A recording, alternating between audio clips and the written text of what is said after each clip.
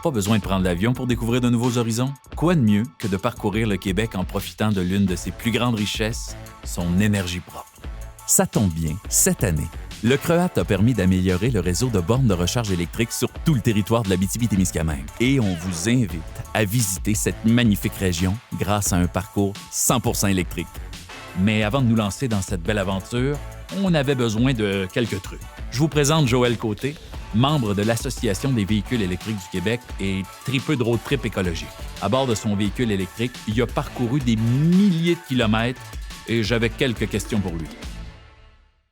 Bonjour Joël. Premièrement, quel est l'avantage principal de ton véhicule électrique? Ce que j'apprécie le plus de mon véhicule électrique, c'est définitivement le rendement énergétique. Des fois, on va dire « Ah ouais, là, les véhicules électriques, ça fonctionne au charbon puis tout. » Ah, peut-être, mais le rendement énergétique est là. Si on brûlait le pétrole pour faire de l'électricité, pour mettre dans des voitures électriques, le rendement est quand même extrêmement élevé par rapport à un moteur à combustion.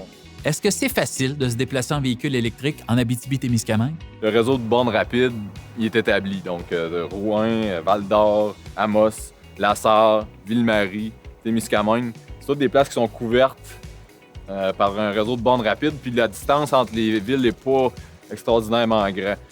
Si on va dans les villages un peu intermédiaires, certains attraits touristiques, il y a des bornes de niveau 2. Il y a des bornes qui sont accessibles dans les hôtels. Il y a certaines applications qui nous permettent de PlugShare, par exemple, qui nous permettent de voir des concessionnaires automobiles. Ça fait que dans mon cas, les fois où j'ai voyagé, j'y étais vraiment au hasard. Je suivais la température. Comme je n'avais pas prévu aller au Texas en 2019, je me suis retrouvé là. C'est quoi le plus long voyage que tu as fait avec ton véhicule électrique? En 2019, au printemps, j'ai fait un voyage de 12 800 km en Californie, à partir de l'Abitibi en hiver. C'est extrêmement peu coûteux.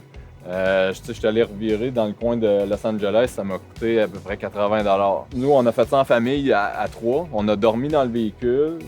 C'est pas un peu petit? Ça, ce coffre-là, ça se trouve être ça se déplie, ça fait un lit qui est quand même assez grand. Il y a un double fond, si on veut, là, fait que je peux traîner les chaises, les couvertures, les bagages, puis tout ça. On met ça en dessous, on déplie le lit, on brasse toutes les affaires, puis ça finit par rentrer.